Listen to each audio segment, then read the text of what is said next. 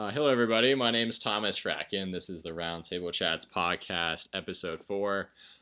Today, I'm excited to be interviewing somebody I've known pretty much my whole life. I was trying to think like how old we are when we met, maybe 4 or 5 years old, something like that. We grew up in the same neighborhood in Boulder, Colorado, our whole lives, and went to the same elementary school, middle school, and high school together. His name is Chris Robinson. He graduated from CU recently last semester and is doing exciting work in marketing, and I can't wait to get started. So Chris, welcome to the Roundtable Chats podcast. Yeah, thank you for having me. Yeah, absolutely. To get started, a question I like to ask my guests is, what are you grateful for? Well, I think it's almost said all the time, but you gotta just say family. Yeah, sure. I'm extremely lucky to have the family that I have.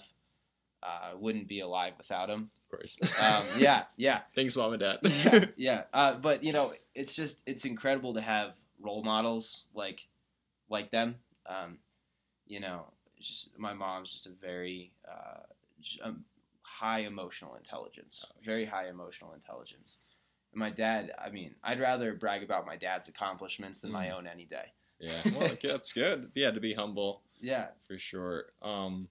What do your parents do? Well, my mom was a social worker for a long time. She's worked at a lot of different fields in that area. She worked for the DA's office in Aurora for a while. She mostly worked with kids, though, teenagers, adolescents. And my dad, he's kind of a marketing guru, I think is fair to say. He's worked in the natural supplements world. He's been a subsidiary president for Whole Foods, and he most recently just sold his last business, which was a touchscreen directory and digital signage business. Okay, what does that mean? Yeah, so essentially, essentially that's, if you walk into like a big corporate office and you're thinking, hey, where do I go? There's usually a kiosk that you can go, and the touchscreens are really taking over the market. For sure. It's actually an interesting one because his business partner, he's really the one who, I think that was really his vision all along. And he's been working in that field since the 80s. Wow. Way before touchscreens were really... Right, so he's like a pioneer. Yeah, he really was. And so the market's really starting to explode now.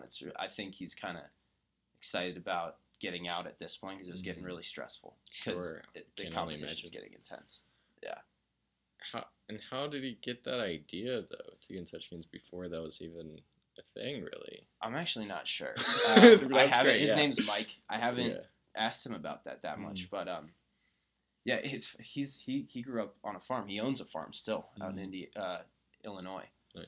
And so it's definitely interesting that he's made some money in the tech world, right, as well as the farming world. Yeah, I love that story because with your dad, it's like he just saw this opportunity, and it's not clear how exactly that came to be, but that required a lot of faith on his part in a sense, right? To be an entrepreneur, you have to be comfortable with being uncomfortable, and you have to deal with uncertainty pretty much every day, right? So just another question. I'm curious, how would he manage that discomfort and that uncertainty? Because I'm always fascinated by the lives of entrepreneurs. Yeah, I think he's really uncomfortable sitting still. We were talking about this, before we started recording, about how he was ADD as a kid. Right. And, he sold it about a year ago, and it's been an interesting time for him. They've done a lot of travel in that time. They were going to do more, but, as you heard, we have some family issues that are keeping him home right now. Absolutely. But he doesn't know what to do with himself now that he's sitting still. He just wrote I came home 2 weeks ago or something, and he had written like a full 20-page spiral bound book on the lineage of my mom's mom. And he narrated it and everything. Wow. Like he has these cat. It's awesome. Like it's funny, but it's also like it's so thorough, and so I think that that's where he is comfortable, is with that discomfort. And I think that I don't think that my dad was necessarily passionate about touchscreen directories, but sure. I think that he saw an opportunity there. Yep. That had been showed to him by his business partner, and he loves the challenge of building a business and figuring out how to market it. Yeah, no, that's incredible. It's just, right, I knew your dad since I was very young, but I never talked deeply with him about his business or his life, really, because he was just Chris's dad to me, right? Yeah. I've known him since I was so young. And I was always fascinated by him because I didn't know many business people. I come from a family of mostly academics, not business at all. I was the first one to go to business school, I think, in my family, not both sides. I think I have one French cousin who did business as well, but for the most part, I was the only one. And in the immediate family. And so seeing him growing up, I always saw him as very stable and calm on the exterior. So I would have never thought ADD, but I never saw him in action or even in working, right, behind closed doors. I just saw him in social situations. Yeah. So he must have came up with certain mechanisms and certain behavior and habits maybe to help with that. I would imagine so. I mean, he was an athlete, right, growing up? Yes. Yeah, he was an athlete. And, I'm not really certain what he's done in that way. He's always been, he's not really a guy who likes to talk about himself that much. True. My sister and I didn't even learn about how much of a badass he really was in business until we were at. That's a great quality, though. Yeah. Yeah, we were at a party with a bunch of people from his work life from back in the day, and they were all just kind of like, "Oh, your dad, he's the man. He is. That's beautiful. He is very, very impressive. Sure. Multiple people who were very successful telling us that. And that's really when we learned that. So, and that's one of the things I like about him. He's not the type of guy to really, try and lift up his own achievements. He just kind of does it. It's very just real. And I feel like that's such an important message to people, I think, in our generation, where everything's recorded. And I realize the irony of that. And that's a recorded conversation, which is totally based in ego. I think most things are. But if you think about Facebook, Instagram, Snapchat, it's all about me. Look at what I'm doing with my life. Look how much fun I'm having. Look at what I'm accomplishing. I'm just as susceptible to that as anyone else. Mm-hmm. But at the same time, it's like, boy, could we use more humility. Our generation, and it's not just our generation. I don't want to be like that old guy, especially I recognize I am a millennial myself, but I think narcissism hasn't increased with regards to our generation compared to others. It's more exposed. So before selfies, people would just look at the mirror at home, and people still do that, but selfies just brings that out. I think the other thing is I don't think we know what we want out of social media. We haven't figured it out yet. It's true. Because just an experiment. It's so funny because we all like to criticize how kind of fake it is and one-dimensional, where it's all us just smiling. Like, look at me at the beach. Look at me eating this meal. Smiling. Honestly, because we're like, we want it. Look how happy I am. Yeah. We want it to be more real. But at the same time, a lot of life is negative aspects. And when people start, talking about things that are going on poorly in their lives, we're like, hey, no one wants to see that shit. Like, keep that out of here. Don't be a complainer. Right. You're just trying to get attention. It's like, well, and we're all, and so I think we're all just figuring out what we want with it because, we all recognize that it's very sterile. Right. But, anytime that any kind of reality comes into play, people get uncomfortable. Absolutely. I just had an idea, an entrepreneur idea. You create the negative social media. So it's just shit. It's just like, it's like the French version of social media. So, okay, if you ask an American, totally generalizing, but how are you doing? They'll be like, I'm fine. Even if they're like, their life is shit, like everything, they just got divorced, their mother died, they're just gonna be like, I'm fine. I'm fine, like just overcompensating. If you ask a French person how they're doing, they'll say, oh, it's shit. Yeah. It's just absolute shit. And I love, I think I mentioned this in an early podcast, but I just love that brute honesty, because life is hard. Life is painful. No matter how disciplined you are or successful, and I put that in quotes because that can mean many different things, or how healthy you are even. I know in Boulder and California and places, they really emphasize, they're like obsessed with health. Mm-hmm. There are things in life that are just not in your control. You could get cancer. A loved one of yours can get cancer, and horrible things can happen. And that's just part of the deal with life. Mm-hmm. And so it's like we can be overprotective of our children, you know. And I would argue that's a problem with our generation, is being overprotected, where you don't show them the ugliness of the world and the atrocities and the genocides and the ugliness of it, and that when you leave that ivory tower, when you leave college, you're in the real world, and people don't care about your safe space. They don't care about you often. If you're working at a company, and you can speak about this later, you know, the company you're working at, you know, it's a contract. You're getting paid, which then you can do to get food and live, but you have to work. I mean, I think there's an immediate trade-off a lot of times between money and freedom, and eventually you can have both. But in the beginning, especially after college, you're at the bottom of the pyramid typically. Mm-hmm. You know, there might be some ways around that, but for the most part, unless you take a significant risk, like what Elon Musk did when he was our age, took a significant risk, quitting his PhD in Stanford, which would have been the safest path, and then just starting an internet company, and the rest is history. But if you don't do that, you know, you kind of just have to tough it out. On the other side of that, though, I couldn't think of a better time to be alive, to be an entrepreneur, because there's so much opportunity, you know? Yeah. And so, yeah. It's interesting. I agree in many ways. I think that this is definitely the easiest time to be an entrepreneur. Yeah. I actually think ever since the invention of Microsoft Excel, that's when you start seeing startups explode. Because all of a sudden, normal people could have a way of accounting their business, and having a really good understanding of all the numbers. That's, you know, not only laid out for you, but it's also really interactive, and you can just punch in numbers and see a bunch of all the other, you know, see how everything else connects. But, you know, more than that, than the internet.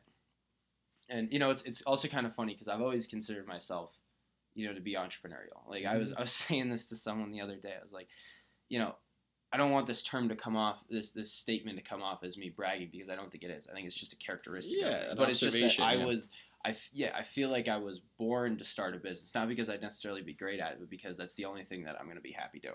Right. And so I know that no matter what, I'm going to push for that. Mm-hmm. And it seems like more and more people have that mentality today. So there's a lot more competition in that world. I mean, you know, like you're saying, some of the people who are going out there and doing this in the 60s and 70s, there's a bit more respect there, because you had to be more audacious, and there was a lot to do. And so I almost wish I could have done it back then, when there was not millions of other people trying to do it. Yeah, but to get more of the prestige even. It's like okay, California, you know, fascinates me. It's like, okay, so 1848, people migrate there for the gold rush, right?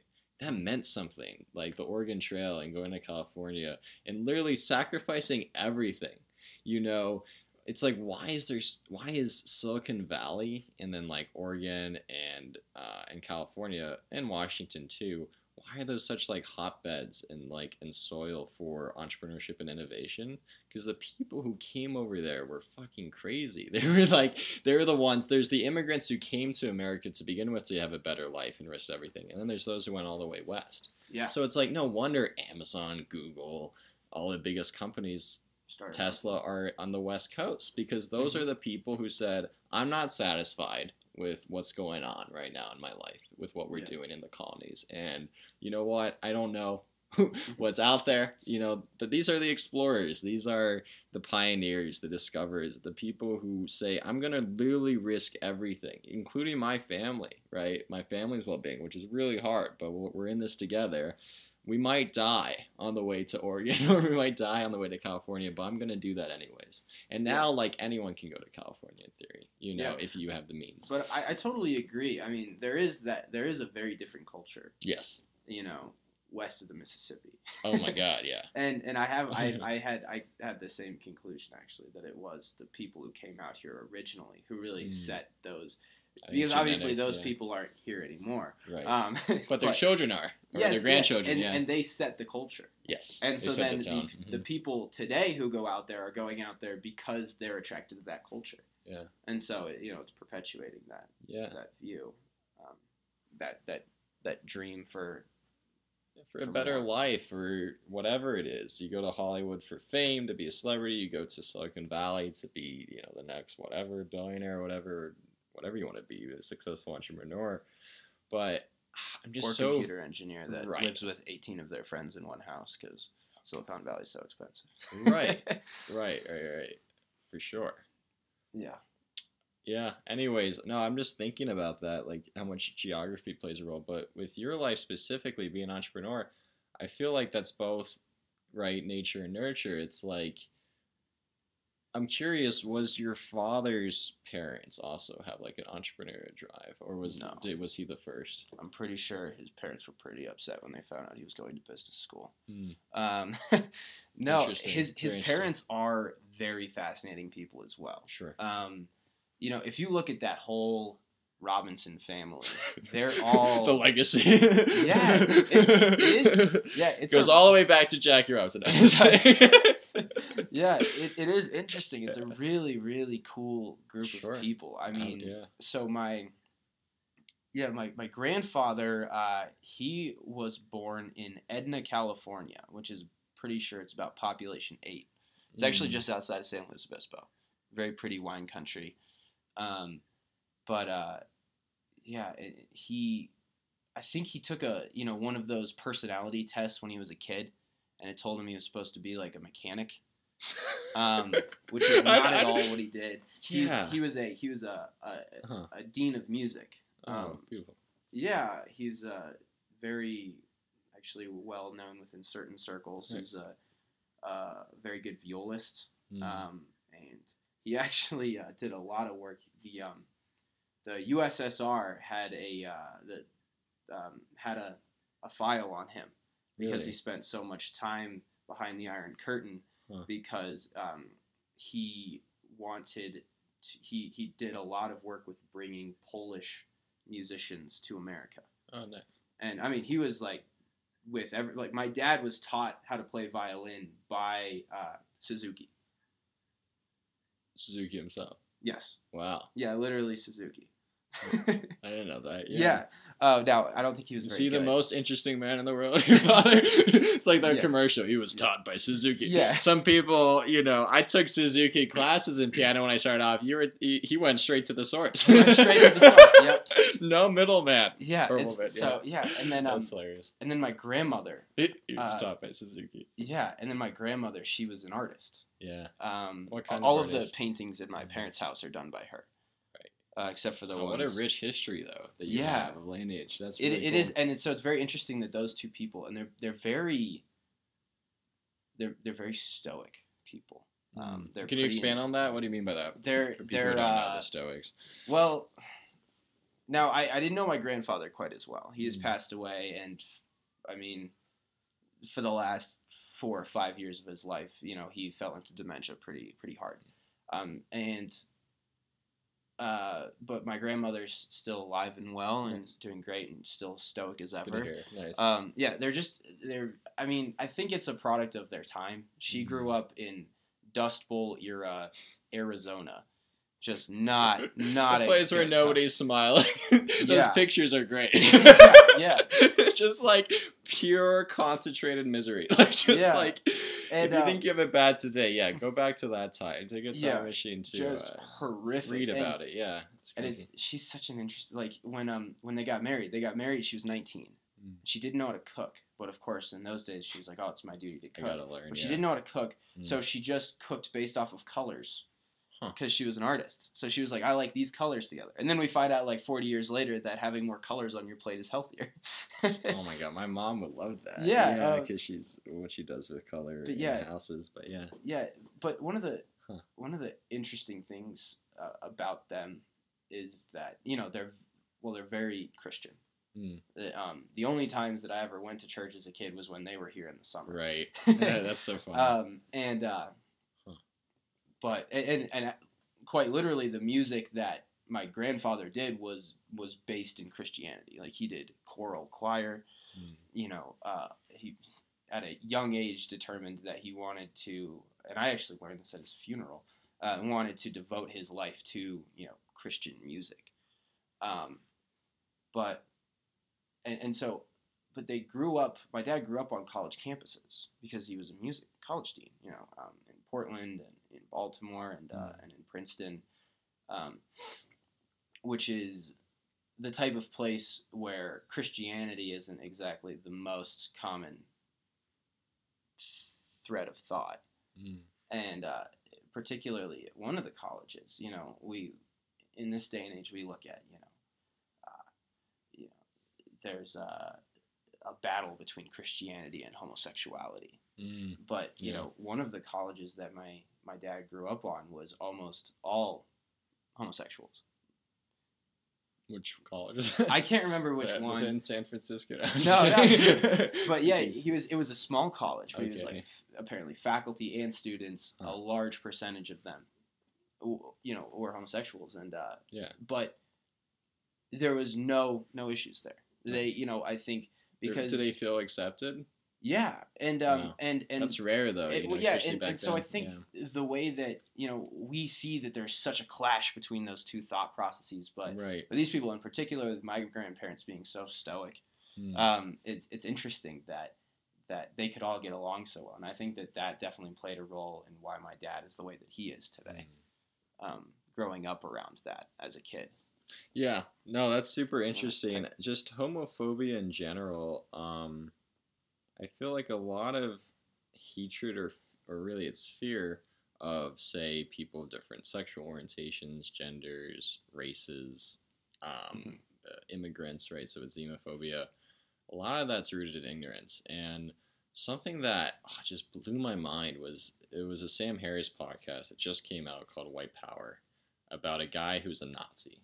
He was inducted as a neo-Nazi when he was 14 years old, and then he left after he saw the violence. But he explains how he became a Nazi, and then he tells this story about now he helps other Nazis quit being Nazis. So he's really doing like saint work, honestly. I mean, he knows what it's like, the hatred and the violence within some neo-Nazi communities, right? It's just like horrendous, horrific. And then he goes back, and then he converts people out of it to a place of love. And he talked to one guy who said, I want to join the army so I can kill as many Muslims as I can. Just pure hatred. And he's like, okay, why? Just ask him like a regular human being, which I love. And then the guy keeps going on and on about how much he hates Muslims. And he says, well, have you ever met a Muslim before? He's like, well, of course not. They're saint. Well, it's like, that makes sense. That makes complete sense why you think that way, given you never met any. I mean, it works that narrative in that person's misguided head. So what does this guy do? He flies over to where that guy is, the hateful Nazi, and he has dinner with him, and then he goes to the bathroom. I forget his name, so I'll just call him like the good Nazi, the ex-Nazi. He looks up the closest mosque in the area. And then he contacts the head of the mosque and he says, hey, he lies. He says, I have a friend who's very Christian and he just wants to learn more about the Islamic faith. So could we stop by? And the guy's like, yeah, sure, of course. I'm happy to talk about Islam, and very open guy. And he says, but I only have 15 minutes. He's like, perfect. So then he lies to the Nazi and he says, let's go on a walk. They go on a walk and he's like, they pass by a mosque. I don't know how exactly this works. I need to read more about the story, but he pretty much says, I need to take like a leak. Can we just go in here? Yeah. And the Nazi's like really suspect. And he's like, okay. And he's like, can you just come in for a second?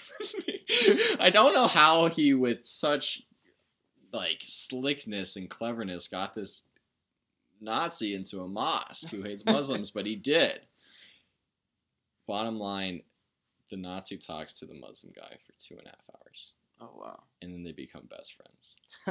I love that story. That's awesome. Yeah, and I think that's great. Possible to happen with others. Not everyone, but it's possible. And so I just was thinking of that because with the homophobia thing in religion, there are many homosexuals who are religious. So it's totally can be reconciled. I think a lot of it comes from fear and ignorance, you know, and then the question is, how do we change that, you know? And to me, that always goes back to education. But I'm glad you brought that up because that's an interesting story, you know, and I never heard of that. Yeah, it's one that I like. You know, it's so funny that I learned so much more about my grandfather the weekend of his funeral. Wow. I mean, we went to the funeral, and how long ago was that? 2 years ago, 3. Jeez, I think it was 2016. Although 2016 was a really bad year. For my social circle. Yeah. That's one way to put it. Yeah. Yeah. Sure. It was a pretty awful year, I think, all around. Yeah, I think it was for him. It was the end of 2015, and then going into 2016, we just kept rolling with the travesties. But yeah, and I learned so much about him that weekend. You know, we all sat around and just talked, and it made so much sense to me because I think so highly of my dad, and it would make sense that he was made the person he was by another great man. So yeah, it was very interesting. They actually, in one of the president of one of the colleges that he was the dean of, came and spoke at the funeral and brought a book that was the book of the history of this school. And he's like, there's an entire chapter about Ray Robinson in here. I'm not even mentioned in it. That's great. Yeah. So that's funny. What you just talked about, it was the same thing with my grandmother. When I went to her funeral, I learned a lot more about her after she passed. And she was such a vibrant woman, but she was like really social. So there was like 100 people at her funeral. I mean, just biggest turnout, you know, all in tears. I mean, they just loved this woman. I had no idea, because to me, it's just my grandmother I'd visit when she'd just be with her husband, and that was it, you know. But what was incredible, how I like to describe her is my mom, to me, is like, I put her on the highest of pedestals. Like, I'm inspired by my dad and the life he led as a doctor, and he's helped, you know, thousands of people. But my mom, in terms of character, if I could find a wife who has like 1/10 as good as my mom, I'll be delighted. Right? She's like everything my mom. Like, she's the most, and I'm sure you feel very similar about your own mom. I know, because honestly, you know, I've known your mother since I was 3. And the only one who rivals my mom in kindness is your mom. You know, they're both people who I put on a very high pedestal for good reason, and in terms of sacrifice, compassion, and love. But I like to say all of the good qualities of my mom come from her mother. So it's like it's totally passed down. I really loved my grandmother. Unfortunately, had pancreatic cancer, died when she was 82. But she was sharp until the end, you know, kind of like how your grandmothers are now. It sounds like really one of them's like really sharp and doing well. And always had a sense of humor, you know, and but selfless. And my grandfather was the opposite. He was a hard man to live with. My mom left her home when she was 17 as soon as she can to get away from him. Pretty much she wanted to be an architect, and she became an architect and thrived as that. And like was just a badass, you know, strong, independent woman. But my dad, her father was like, that's not a woman's job, be an architect. And it was true back then. Women, there's huge misogyny, sexism, still is today, but more so then. And bottom line, my mom, through grit and perseverance and strength, she was in charge of 40-year-old men when she's 25. This short French woman just telling them what to do on these big, you know, city projects in Marseille. And what I was getting to with that was, despite how much of a monster even my grandfather is, my grandmother would never consider divorce. She was with him for 60 years before she passed away. And like the amount of strength and perseverance that took on her part to kind of hold her family together through many ups and downs and handle her husband in addition to raising her children, it was like, I don't know. I look at the current divorce rate and it's just like, I don't know if people have lost grits or if we just have too high of expectations. I think with Tinder, you see too many options of people you can be with. I mean, of course, you're a complete exception. For everyone who doesn't know, I mean, you've been with your girlfriend for how many years now? Like 6.5. 6.5 years. You met her when you were, what, 16? I mean, we met when we were 12. Oh, I didn't know that. Yeah. Yeah. We met in middle school. Oh, did she go to Platt or no? We had a mutual friend. Okay. Yeah, but which is incredible because honestly, Chris, I don't know many people like that. Like you, who've had a relationship for that long, well, which is great. I think one of the things that's helped with this, and this is more factual than inspirational, yeah, is sure. the way that I've approached relationship as a young person. As a teenager, I was still am pretty nihilistic individual. Yeah, you'll see. Sure. I believe in. I'm pretty nihilistic half the time, and just not nihilistic at all the other half. It's very confusing. Kind of dissonance. But so a lot of people. I didn't believe in relationships for teenagers. Yeah. And then I found myself in one. Yeah. And I was very happy with it. Just totally in love. Still am. Yeah, and, I can feel that when I see you with your girlfriend. Yeah. But I said I was like I'm always I don't know. I just said to myself that I didn't try and make it what it wasn't. I just tried to look at the relationship. I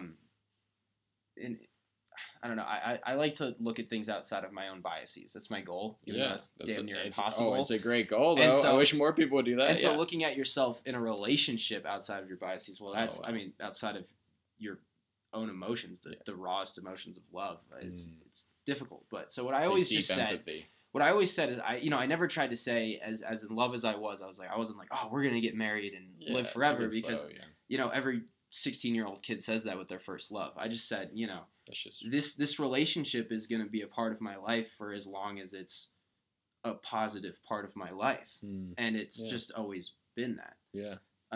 Sure. And, of course we've had ups and downs. And I think that tie that back to the parents again. I think that my parents they have a relationship that's very just respectable. Like it's not this fairy tale, it's real. It's real. Yes. Like it's not a movie. Yeah. Yeah. It's not that. Yeah. It's not. It's not a relationship that would be in a movie, but it's the relationship that people actually have. Yes. And so I think that I got to see that. Now, now Danny, my girlfriend, right? She's had a different view because her dad is like this ridiculous, hopeless romantic who's just he's still in puppy love like 30 years later. That's amazing. And so it's very interesting for her expectations for a relationship because she's seen that like that is actually possible. I guess one person in a trillion is like that. So she's more of the optimist in the relationship. She's definitely an optimist. Yeah. But I just think that we see things like that in the movies, in entertainment, in what we look to understand what the world should look like. Right. And so then we hold those expectations for ourselves. Correct. Yeah. And I think I've just seen that. I've been able to see how great a relationship can be without having to be, this fairy tale. Yeah. And I hope no one's thinking that like it's a rough relationship or they like don't love each other. They do. Yeah. Right. It's just I don't know. It's just subtly not what a fairy tale is. Right. So I think that that's really helped me, see how a relationship can go the distance. No, that's like a really, really important message for listeners. Anyone who's in a bad relationship or is looking for a partner and is single.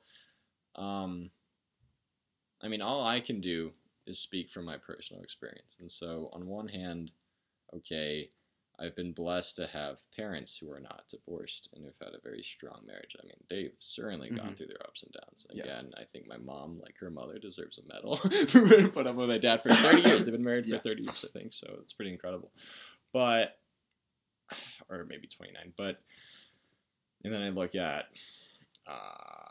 my mother's brother's relationship, and they have a beautiful marriage, and like just they're like amazing people, but amazing relationship, you know. I think they got married when my aunt was 24, you know, and so forth. But with me, I like to say I'm really good with first dates. I've had many amazing first dates, and it's like, I think the longest relationship I ever had was 1 month, like a legit, like we're boyfriend and girlfriend. And that, it's not like that I'm afraid, I think, of commitment. I think it's more that I've never prioritized relationships of any sort, even friendships. I've had deep friendships with people for a while, and I meet people all the time, but I've always prioritized work and study, like my entire existence. And so I always attribute that more to lack of, say, a long-term relationship, but I'm certainly interested in having one. Something that I noticed is my perception of women actually changed drastically when I studied abroad in France. I think I'd become a little cynical, and not just of women and men in relationships, and I see how selfish people can be, and just kind of our hookup culture we find ourselves in, millennial, where people, I feel like they're always trying to find someone better than who they have, and like that's such an awful way to live in general. You know, to say, yeah, my girlfriend's nice, I'm not quoting anyone in particular, I'm just speaking generally, but it's like, yeah, I like my partner, but you know, she does this thing or he does this thing that I don't like. And it's like, just deal with it. I mean, talk to them about that and either help them improve or accept their flaws. Everyone is severely flawed. To be flawed is to be human. And I feel like people in life are always looking for that better thing. They're at a great party, but they're like, this other party's happening right now, and that one's better. They're looking for the better party, the better experience, the better stimulation, the better house, the better car, the better career, the better life. And it's like, if you're grateful, that's why I always like to ask that question first, for what you do have, and you're content with where you are in life, even if you have great ambition, and ambition is a great thing, but if you're content with where you are at every stage in your life, I mean, you're going to live the best life ever, right? I mean, the people I really look up to are like, you know, Tibetan monks, or people who live very simply, materially, but are very rich inside. And it almost comes, I almost feel like there's a trade-off between material accumulation and inner peace even sometimes. I mean, you can definitely have both. I'm not anti-capitalist or anti-materialism, but it's more like, I feel like people are always trying to have something more. And that's why, you know, I just love the relationship you have with your girlfriend so much. It's like, I feel like there's a lot of acceptance between you two, even though I don't know, obviously, what it's like inside the relationship. I mean, I definitely don't think I could be in a relationship with anybody else. Yeah.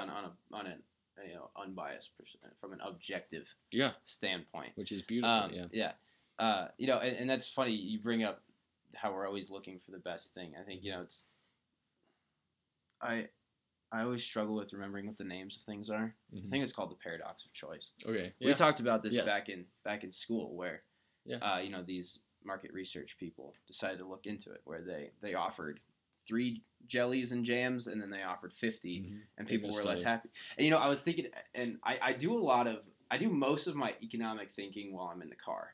That's great. And why is that?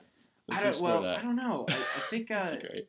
I think it's just kind of therapeutic, and it really comes down to, I'm very fascinated by the way that people are in their cars.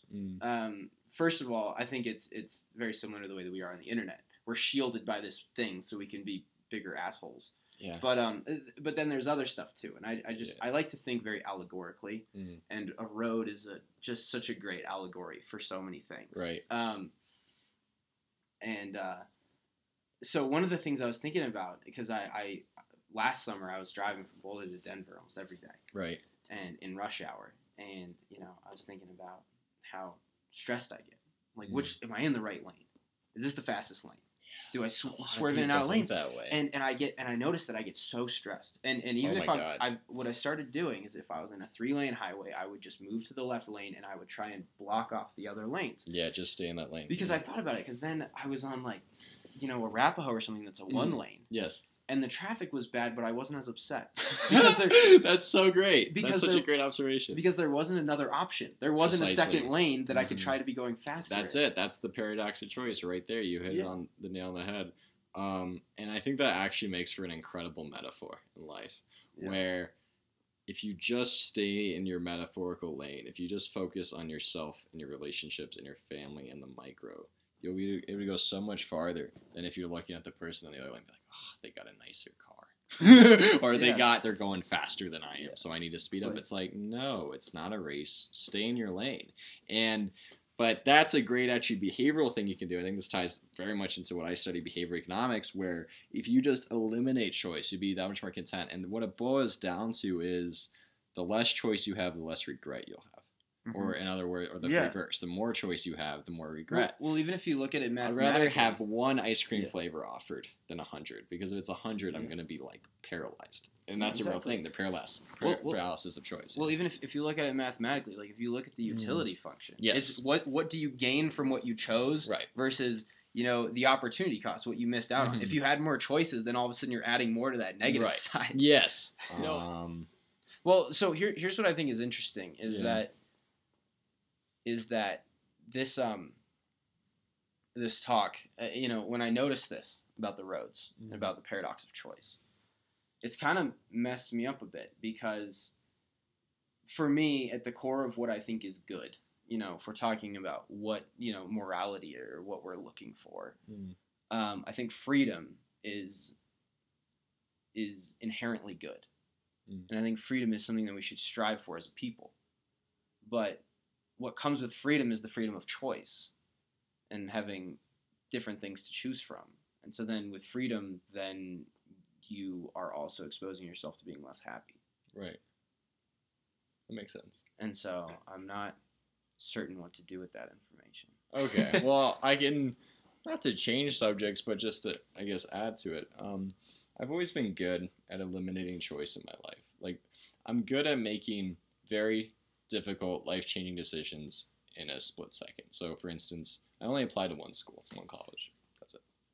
GW got accepted, which then people ask, I don't know many people who only applied to one college in high school, especially not a state school. I mean, it was not, I think GW has like a 33% acceptance rate, so there was risk with doing that. I was not a shoo-in by any means to get into GW.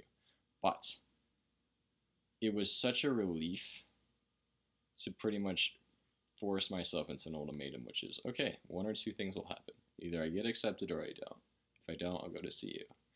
And as pretty much what inspired that was I was paralyzed first semester senior year doing the IB diploma at Fairview, which I now encourage everyone not to do that I can find, because it will not help you get into an elite college and it will make you miserable. Those are two fundamental truths. And I know Fairview, certain people at Fairview hate to hear that, it's totally an indoctrination. It's totally a cult, I would say. I had the privilege, and I can't wait to have her as a guest, probably the smartest person I know who's at Fairview. Besides me, right? Besides you, besides Chris Robinson, is a woman named Kira, who went to Harvard, did ROTC, did Air Force, one of the few Air Force pilot women. Now is the only woman in her PhD program at Caltech, and she wants to work at SpaceX and be an astronaut. Wow. Smartest person I know. She dropped out of IB. She had enough. I asked her experience on that, and she'll speak to it more, so I'll leave it for that conversation. But she said the hardest thing she ever did was IB at Fairview. Wow. Air Force pilot, ROTC, Harvard, mechanical engineering, PhD Caltech, huge sexism, oppression. Fairview was the hardest thing. That's crazy. So what the hell are they doing? Like, I lived it, and by the way, I think me and her were the only people I know of who dropped out, like who were that invested into it, and then by senior year we're like, this is not working for us. My brain started shutting down. I didn't know that was a thing, but it did. I pretty much didn't have a nervous breakdown, but my dad, who's a doctor, he would treat me, he'd give me acupuncture to just calm me down a little bit. And he would say, Tom, your head is just full. It's just fucking full. You go to school, you come home, you take a break for 15 minutes, you do 6 hours of homework every night. Literally, my life was just school. My breaks were class. Like, that is so psychotic and so unhealthy. And by the time I got into college, I was like, I went wild in college a little bit, because it's like, what is this time that I have? Like, this is incredible. And what I'm wondering is, like, it's so unhealthy, right? This Fairview IB diploma thing. And it was such a cult. And, oh, by the way, sorry, the reason I bring that up is the reason my brain was full senior year was that I was trying to get to an Ivy League, UPenn, that my dad wanted to get into. The only reason he was pushing me to go there was purely psychological. Both his sister and his identical twin got accepted to UPenn, and he did not. That hurts. That stinks. Technically, they transferred, actually, but still, it was like he always felt like he should have gone to an Ivy League. And I think he actually got accepted to, he could have transferred to Berkeley, and he didn't for family reasons. But in any case, that was always one of his big regrets. My SAT scores were just simply not good enough. I think they have like a 9% acceptance rate. Fine. So what do they say, though? The system for college, they say, oh, just write an amazing essay. Just write a great essay. Oh, okay, that's easy. I just got to write the most important thing I've ever read in my life while doing all these hard classes. And, oh, by the way, everyone else is also trying to write the perfect essay. And then you have these sheets of how to write the perfect essay. But you shouldn't follow that, because if everyone does, then yours doesn't stand out. I mean, the whole thing is just messed up in any degree. It would be so much better to say, you know what, if you I think I got like a 1920 on the SAT, which is good, but again, not Ivy League standards. I mean, they won 2,200. They would just say, you shouldn't apply. That would be the best advice I could have gotten back then, is just say, just don't kill yourself over it. And what happened was, me and my mom went on a walk on a Saturday morning like this around our neighborhood, and we just said, like, oh, screw UPenn. Like, let's just do GW. That was going to be my other option as a backup, actually. And we were like, let's just do GW, early decision, and be done with this. And that's what we did. I luckily got accepted, and the rest is history. But I found that I continued to develop that habit, make really tough decisions very fast. So GW, boom. First week of college, I said BS in finance economics. That's what I'm going to study. Did that. Then when I was 20, I had the epiphany to do a PhD in economics. Okay, let's do that. Then a year ago, I got into a fight with the business school at GW, so I said, all right, BS in economics, I can graduate a semester early. I can get out of this bullshit. Boom, did that. Then recently, I discovered neuroeconomics. Okay, let's do that. Then, even more recently, I contacted, the inventor of neuroeconomics, and now I'm interning there this summer. Great. Wow. Then, a few days ago, I got a high score in the GRE, so it's like, okay, let's do a PhD in neuroeconomics at MIT. And the crazy thing is, I came to that same realization a year ago. I wasn't qualified, but I came to the same resource. And it's just like very split-second decisions.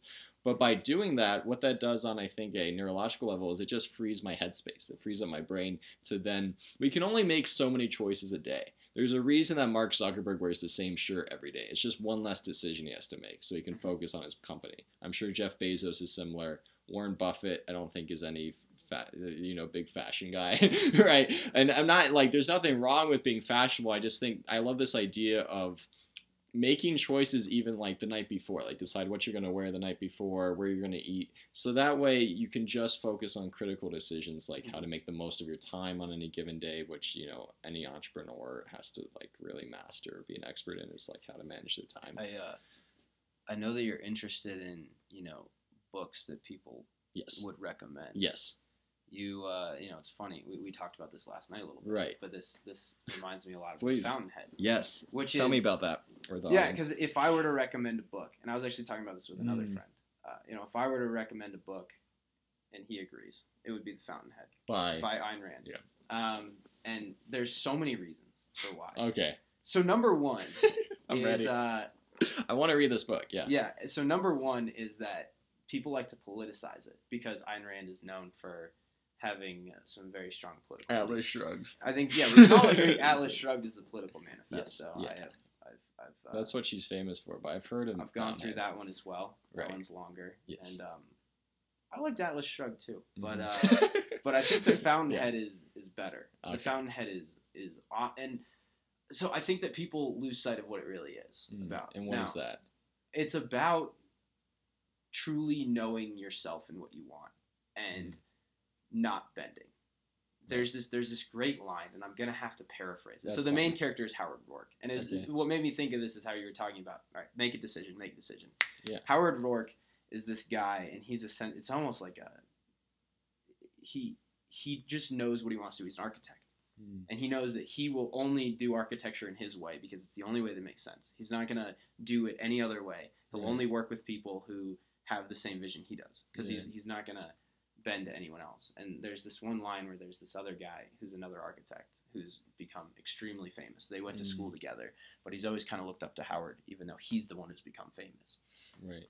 And his name's Peter Keating. And he's basically saying that I feel as though Howard is the only person I've ever known who will really be immortal. Not in the way that he'll never die, but in the way that every day we give up a little bit of ourselves to get what we think we want.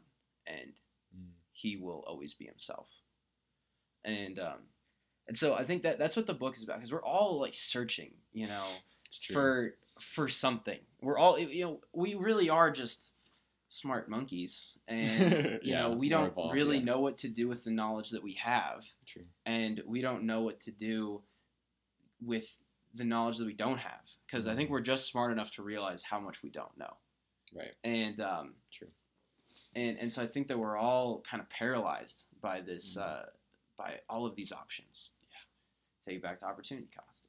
Yes. And so that book is very much so about understanding oneself and really just going for what you want, for what your vision for your life is. And not making any compromises, really. Being true to your vision. I don't know a lot about Ayn Rand. For one thing, I know is that she definitely emphasized self-interest, right? And that's like a big model for traditional economics, right? And I think some people are turned off by that, right? By selfishness, that has many negative connotations.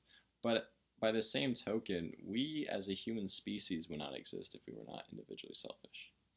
Anytime you go to sleep or eat food or just take care of yourself, you're being selfish in a sense. But that's not, I guess, what we mean in modern parlance. It's just, at the same time, I feel like some of the most selfless people, altruistic people who made a difference, were very selfish in other domains. And if you're not taking care of yourself, I mean, if I could give any message to anyone right now, it's to take care of themselves. There's always ways to improve too, to realize that you're very flawed. Everyone is. Accepting yourself is one thing, is important, and just accept yourself, love yourself. But also saying I can be better is really important. You know, and seeking to improve. Yes, so important. There's some other interesting things about Ayn Rand, and I mean the way that her life ended. You know, the end of her life, the irony of the fact that she ended up being dependent on, you know, like the state. Is that irony is not lost on me. Sure. But, you know, she does some other interesting stuff. First of all, I don't think a lot of her characters are likable. And I find that really interesting. It's like Charles Dickens, Even though I'm rooting for them. Right. Because you hate the rest of the world more in these stories. Yeah, interesting. She also has very strong female characters. Nice. Okay. Dagny Taggart in Atlas Shrugged, and then I can't remember the girl's name. Now I really want to read her work. That's the one thing about Fountainhead that'll be interesting for you is that I know that you're a big fan of altruism. And the main bad guy in the Fountainhead is all about altruism. Although I don't think altruism needs to be played out the way that he views it. And I think the way that he plays it out is you know, obviously not a good thing. Well, on that subject, an evil antagonist being altruistic. Have you ever watched the movie Watchmen? Yeah. And have you read the graphic novel? I haven't read the graphic novel. Although my brother-in-law's the movie was a good adaptation, I would say, of the graphic novel. Unfortunately, they changed the ending. But the antagonist in Watchmen was very altruistic in a sense. And the best line in the novel, unfortunately, isn't in the movie, but I just love it. It connects to this. So the bad guys essentially killed thousands, I'm paraphrasing, or millions to save billions, right? Just kind of something that would only exist in fiction, right? But it poses a good moral question, right? Kind of like for the greater good. That's like utilitarian kind of solution. It's like, okay, sacrifice a million to make a billion. The problem is it was innocents who were killed. But in the book, that's different from the movie. I think some alien invasion happens actually, and it destroys something in New York, and somehow that creates world peace. I forget how.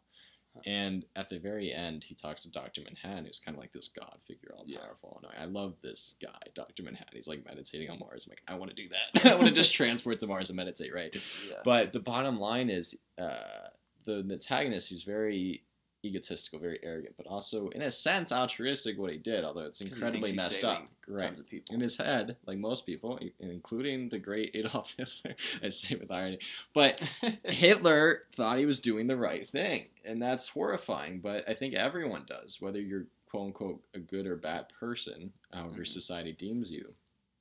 In the end, you think, you know, any bad thing you did was either a mistake or just circumstance, and maybe there's a lot of truth to that. But you think at the end you're doing the right thing. You're surviving, or you know, you're in your own mind you're helping people. Fair enough.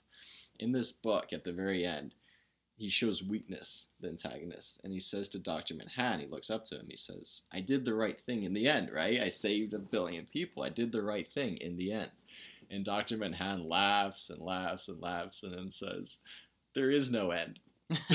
And I love that. Like, that's so profound. And then it's like, oh, done, you know, or maybe there's a few more squares. But I'm like, that really stuck with me, because it's like, what does it really mean to do good in this world? You know, what does it really mean to be altruistic and selfless? Is that even possible? Is self-interest really that bad of a thing? Or can we use that to do good? Like, I would think that Elon Musk has a lot of self-interest, but I would also argue he is doing a lot of good. There's some things he's doing that might be not so good, but yeah. Well, I mean, that's the thing is, I totally agree. And, you know, shocker that I'm someone who read Ayn Rand. I am a capitalist. Yeah. And I'm not ashamed of that. It's become a bit of a dirty word. It has. Yeah. Like, profits become a dirty word. Are you fucking kidding me? Yeah. It's true. And, that's a false dichotomy, by the way. For-profit versus non-profit. You know, you can be both, actually. The main difference is the tax form you file. Yeah, right. True. Very true. So, you know, I think I recognize that capitalism has its shortcomings. Everything has its shortcomings. And, yes, it does. Yeah. No, I agree. But I feel, you know, exactly what you're saying is that, you know, self-interest, you know, the one thing that we can count on with humans is self-interest. Right. Absolutely. And all the time. It's everywhere. And, you know, I think that you know, because really at its core, capitalism is using the market to allocate resources. Right. And I think that non-market-based resource allocation can work on really small levels. Yes, but on the macro. Yeah, I think that's why it worked well when we were nomadic tribes. Right. Could go back in time, sure. But I think, you know, on the large scale, you can't count on people, by and large, to really be altruistic. Right. But you can count. You definitely can count on people to be in their own self-interest. Now, it doesn't need to be to the extreme detriment of other people. We're not all terrible people, but we are acting in our own self-interest. Right. And so that's why, you know, at the end of the day, I do think it comes down to that. And so, I mean, obviously that is one of the reasons that I found myself reading The Fountainhead. Right. But, you know, I think another thing, a really important thing, and this goes back to the role models that I had as parents. Yes. You know, you were, before we started recording, talking about my dad's library. Yeah, I'm obsessed. For those who obviously didn't hear that when we were discussing, a year ago, I went to your house and I really looked at your father's bookshelf for the first time. Like, I've seen it, obviously, throughout my life when I'd visit your house to hang out, but I never really looked at the books. And so I really looked at them, and I was blown away. A lot of biographies, pretty much every book I saw I wanted to read. And I'm like, maybe I have more in common with Chris's dad than I realized. I've always looked up to him, actually. So, but yeah.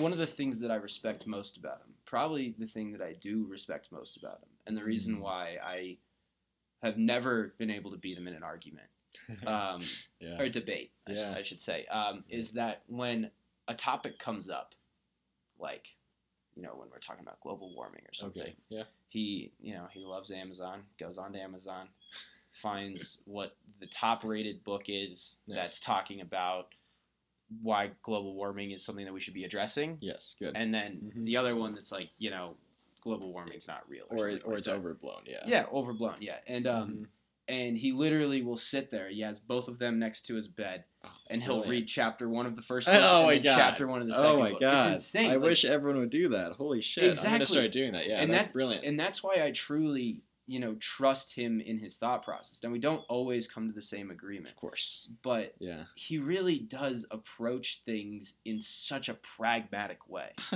that I'm just blown away by that. And I do think, I think. If I were to get up on a soapbox for this podcast, please. And say what is your one message? thing, Yes, it's that I just think it's so important that we have conversations in a better way.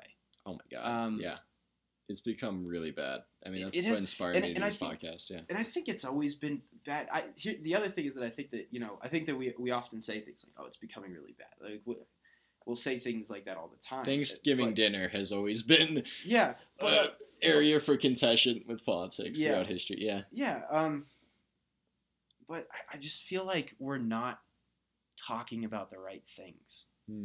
Expand on that. Well, so I was talking with one of my friends a couple weeks ago. Yeah. About I think it was after that last school shooting happened. Parkland. Yeah. Yeah, and the March for Life. Yeah, happened in DC. Yeah, it was after that march happened. I think it was the weekend of the march. Okay. We were talking about it, and so I am in a unique position where I am not a liberal, although I have grown up in a place that is extremely liberal. Boulder, Colorado. It's a hot spot. It is, and this isn't to say that I'm a conservative. Right. But I am not compelled by either side's ramblings at this point. Fair. It's gone very extreme. Yes. And what I feel like what I was bringing up with him is I was like, I don't think the two sides, when we're talking about gun control, right? These two sides aren't even arguing about the same thing. It's true. Like when you look at some of my favorite classes I took in college were philosophy classes because I really like. What was your favorite philosophy class? Honestly, probably just intro to philosophy. Okay. I really liked that one. I had a very, very good professor. That's Benjamin the key. Colchin. That's the key. Awesome. Yeah, he's like a Harvard bro. Awesome. But really good and just very focused on how you conduct your argument rather than your conclusions. Yes. But in philosophy, people make arguments. Right. And you have premises and conclusions. Mm-hmm. And when you look at that, you can either try and have a valid argument. An argument can either be valid or sound or neither. Or invalid, yep. Yeah, or invalid. And so a valid argument is essentially that if the premises are true, then the conclusion will also be true. Yes, it follows. It's and logical. A sound argument is that those premises are true, which means that the conclusion is true. Yeah. And so if you're trying to argue against an argument, you have to pick apart either one of the premises or that the premises don't lead to the conclusion. Right. And we're not arguing about the same premises. Correct. It seems, and this goes back to the fact that capitalism has become a dirty word. In that, if you're from the liberal mindset, then in your mind, profit is bad. Yes. Big business. That's the narrative. That's the narrative. The big business is not good. It's a compelling story, by the way, too. And I can see why it's taken off. But exactly. And we see that there is, money to be made with arms sales. Yes, of course. It's and obvious, so then, there's no incentive. Yeah. Those dots are drawn that nothing's being done because there's money. Yes. To be made. Yeah, and the NRA is the common. Enemy for that. Yeah. But I don't think. But that's not why. Conservative people are against gun control. They're not like, oh, we want to make more money. No. Most of these people aren't making any money. If anything, they're losing money because they're buying more guns. Right. True. For them, at the core of their belief, because we all. What's at the core of their belief? Yeah, let's get to that. I think super important. I think the dichotomy between the two is that we all think that we're being wronged. Going back to the victim mentality that we talked about earlier. Yeah, today. I'm so glad you said that because what I realized is it's easy for me to pick apart the left as being hypersensitive with victim mentality, but now I'm realizing it's actually universal. It is, yeah. So we're all being victimized in our mind, whether or not it's in the forefront of our mind. So we all look to something that's wronging us. And I think that if you're on the left side of the aisle, your view of who's wronging is big business. Yes. And if you're on the right side, your view of who's wronging is the government. Right. And so absolutely. If you think that the government is wronging you, and you think that then you need to feel that you need to be able to still have any sort of ability to stand up to your government. And so then for them, that's how they draw those dots to, well, I still need to be able to have my guns so that if it really does get to that point, I can make a stand. Yeah. And so we're not arguing about those things. Right. The people on the left side aren't saying, look, I don't know what would be the right argument, but they could try and approach it more like, look, let's set up some other ways to make sure that your rights are not infringed upon, right, as a citizen of this country. Let's set up barriers that don't have to be firearms. Let's let litigation play a role or something like that. So that's just one example. Yeah. Well, hold on. Before you move on from that, there's something I wanted to say. With what you were just saying, it gave me an idea. I think the left and the right, so big government versus like big banks, it's two sides of the same coin. And what I mean by that is both sides see that, they label that as the oppressor. So from the left, it's anyone who's very wealthy, makes profit, maybe doesn't think of the environment as much as they would like, or others even. And look, your perspective on the world changes the world. So it's like if your lens is profit is bad, you will find many compelling examples for that, confirmation bias. Same with the government.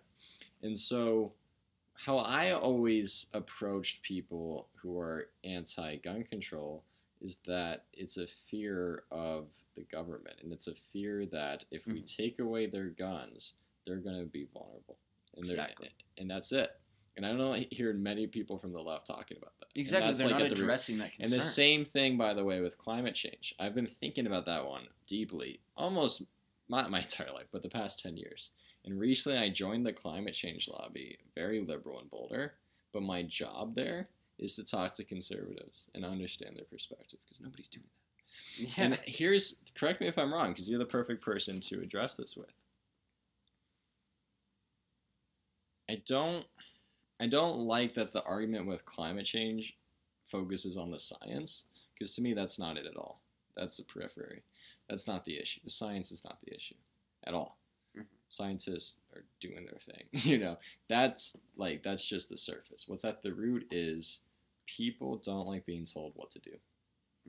And with Al Gore, with his documentary An Inconvenient Truth, at its very root, it's intrusive. It's saying it's pretty much, I think from the right, it's really, the dichotomy is like elite versus working class. And it's like, these elitists are telling me how to live. They're telling me I need to do this to be environmentally conscious. And then if I don't, they're using fear-mongering about climate change. Yeah.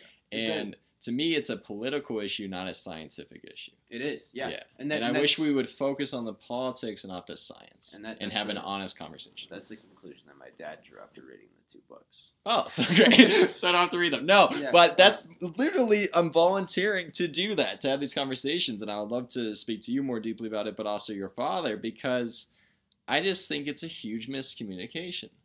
And I think both sides are being a little dishonest. And I understand why they're being dishonest. So the reason, when I told my dad, he's very liberal and he's very intelligent, but he said, these people are denying science. I'm like, no, they're not. That just makes for an easier argument.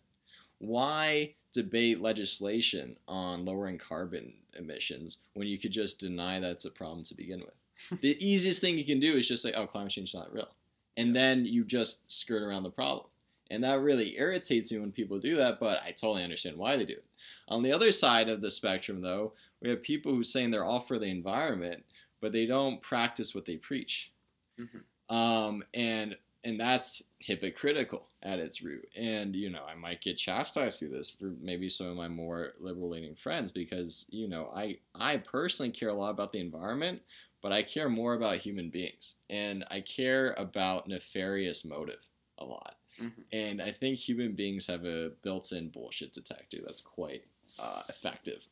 And I feel like a lot of times, I'm not thinking of anyone in particular, I'm just speaking in generalizations, so, take it with a grain of salt, but when people say they care about the environment, I think the comedian George Carlin summed it up beautifully. And he was liberal in his background, but he was super critical of environmentalists. And what he said was, and this was back in like the early 90s, a long time ago, before all these documentaries came out, and before it was as big of a political issue. He said, it's not that these radical, I shouldn't just say environmentalists, but radical environmentalists want to save the earth. They just want a cleaner place to live. They want a habitat, and they don't care who they step on to get that. And it's totally an agenda, and I think that's so true. And he says, save the planet. Like, what an egotistical statement. He's like, we need to save ourselves first. We can't even take care of each other. We have all these wars. We have, all this hatred within the human species. I think it's funny when someone says, like, oh, we're going to create world peace. We're going to create peace in the Middle East. I'm like, oh, yeah? How about we start with creating peace with each other, our neighbors? Why don't we start with making peace with our partner? 50% divorce rate. 50% of people can't make peace with one person. How can you think 7 billion people would be at peace? The person that they loved, too. Right, exactly. So the Middle East, the Israel-Palestine thing, let's just throw that in there. Again, I'm very ignorant on it, so I'll speak very briefly on it. But what I will say is, if you have this deep history of death and suffering at the hands of someone else, and I think both are guilty, and you can play a game to say who has it worse in terms of victims, Israel or Palestine, right? And you can construct that argument, fine. All I will say, because I know I'm ignorant on this subject, is if you put yourself in the shoes of someone born in Israel, and you put yourself in the shoes of someone born in Palestine, and you look at the history, how could they ever be at peace with each other if they say, hey, this person murdered my father, or this person murdered my baby? How could you ever be at peace with them? Even if that's not the individual who did that, right? Yeah. So all I wanted to say was, what people say and what people do are often very different. Pay attention to the hands, not the voice, Yeah, and so that's what I agree with. Yeah. And I think that we don't have enough focus on the way that we're conducting our communications. I just wish people would be honest, and both sides. I know I was just critical of more the left, but I feel the same way with the right. It's like, let's just have an honest conversation. Well, one of the things I think it is, and here's, I am more outwardly critical towards the left than the right, and there's 2 reasons for that. One is that I'm much more knowledgeable about the shortcomings of the left, because you're grown up in that's what I've grown up in. This is your environment. Yeah, so it's extreme left too. It's something I understand a lot better. Right. It's your experience. But the other one is that there isn't a great dialogue on the other side. I think there's a lot of asymmetry with the national dialogue. 88% of people in the media consider themselves to be left or left-leaning. Right. Yeah. And we usually consider ourselves to be more towards the middle than we actually are. So if they're saying they consider themselves to be left or left-leaning, then we know that they are quite certainly on the left. Right. It's their word. And so if you consider, if you look at the fact that when we look at people who are truly liberal or truly, conservative, they both make up just under 30% each of the country. Right. However, only one of those 30% chunks is really getting any representation in the national dialogue. Right. And so that's how you see how all of these other ridiculous websites like Breitbart and shit become popular, because they're the people, that other 30% chunk, they're grasping for someone saying something that's not, you're an idiot, you're a misogynist, you're a racist, you're awful, you're privileged. Yeah, and I get that. Yeah, and so that's why I also that's why I am more outwardly that makes sense. Speaking against. I struggle with where to go in the news to hear from an economist, a conservative or libertarian economist. I have to dig for it a little bit. I have to read older books like Milton Friedman, to get that perspective. Or Thomas Sowell, I'm a big fan of. I like Milton Friedman a lot. If anyone who hasn't listened to Milton Friedman talk, just go on YouTube. And approach it objectively, because I can see how you'd offend a lot of people, especially nowadays. I'm actually gonna do something kind of like what your father did, not like one chapter each because it's too short, but the last book I read from a friend, he gave it to me, was The Communist Manifesto by Karl Marx, because I was curious, because I'm like, okay, here's a fact. The most cited book in social science is Das Kapital by Karl Marx across the humanities, and that was written before 1950.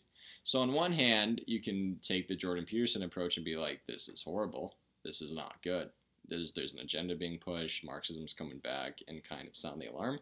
Or you can take an approach and be like, well, why? Are people really resonating with Marx? And to be honest, I never critically read him, so I said it's about time that I do that. So I'm reading his manifesto. I'm like, it's only 40 pages. Yeah, that wasn't me. That was my friend who gave it to me. Not me, man. No, I don't get it. So I'm gonna read Das Kapital next, and then I'm gonna read a Milton Friedman book. Although I already read one of his books. And my comparison that I mentioned earlier, I think off record, was I'm happy to say now, how I see Marxism and economics is how I see religion and science. In the sense that if I had started with religion and then learned science, I think I could have reconciled the two very easily. But that wasn't the way it unfolded. It was science first, and then I look at religion from an objective perspective. Although I think there is a lot of good in it. I want to clarify that. It's done a lot of good for many people, but it's also created a lot of problems too. So there's two sides. With Marxism and economics, what I find so fascinating, notice I say Marxism and economics, not Marxism and capitalism. It's important for people listening. There is a big difference between economics and capitalism, although they usually go hand in hand. I think a lot of economists are capitalists. That's just how it is. I mean, that's the framework, right? It doesn't work with communism and economics. It's just not compatible. And so because I was trained in economics at GW, I can't unlearn that. I can't. Learning economics, especially on a deep level, like I want to go into graduate school in it, it's like finding out that Santa isn't real again and again and again. Like all these things, especially things about the environment and this stuff, it's like, oh my God, yeah. Like this might offend many people, but there are economists who have made compelling arguments about the benefit of child labor, something, and they're not saying that it's a good thing. Let me clarify that. It's just like, it's more about saying, okay, child labor camp workshops exist. Why do they exist? Why do they persist? More importantly. I remember I was taking a philosophy of human rights class, and I had to be silent the entire class. It's the only class I took at GW that was an indoctrination class, not an education class. I took 4 philosophy classes. 3 of them were fantastic. Anyone could say anything.